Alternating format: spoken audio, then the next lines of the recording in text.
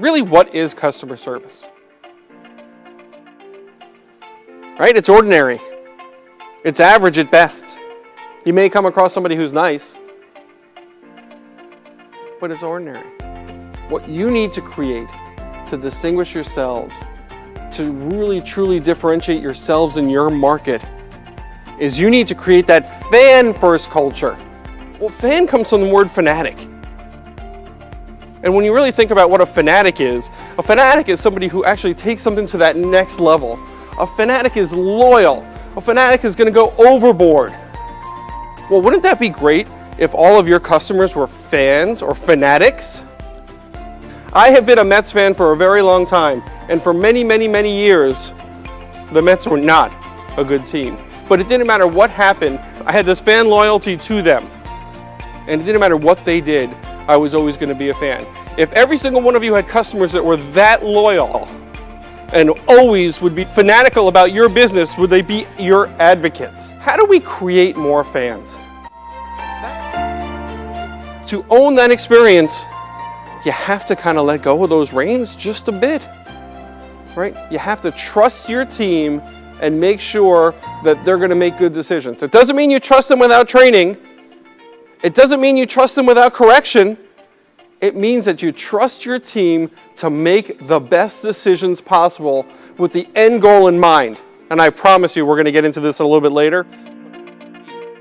So let's take this one step further. What if you are not the leader of your company?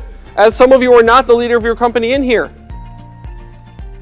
Well, what then you need to do is make the culture for your department. Who are you in charge of? What's your culture going to look like for your department? Which is okay, because guess what? Great things have come from the bottom as well as come from the top. And if you're creating that culture in your department, you're going to lead. And if you're leading, are you differentiating yourself for your business, for your customers, for your team members? That's where we're trying to get this idea. Creating this great culture. Now that you've decided what this culture is going to look like, I challenge you to look back and ask yourself, are you delivering the basics perfectly? Because guess what? You can't ever go to the next level unless you have the basics down. What are your 4 words? What are the 4 words? And when I say 4, I would go 4 to 8. But what are your 4 words that are going to define your company's culture? So if we were talking about Colin, me, right, why I'm here, my 4 words would be provide a passionate, inspiring conversation. And I would make sure as my company grows that everybody understands that this is what we're here for. To provide a passionate, inspiring conversation. And if we can do that, we accomplish what our goal is. I want you to take a moment. I want you to think about that just for a second, and I want you to tell me, what would your 4 words be? As leaders now, how do you create this culture that I have been talking about for the last 25 minutes? How do you do that?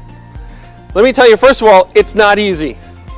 And it's probably, to do it well, it's going to be something you're going to work on every single day for the rest of your career.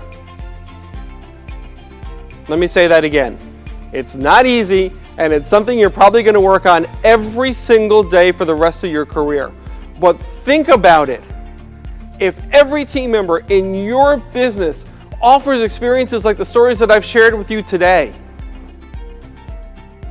are you going to create fans?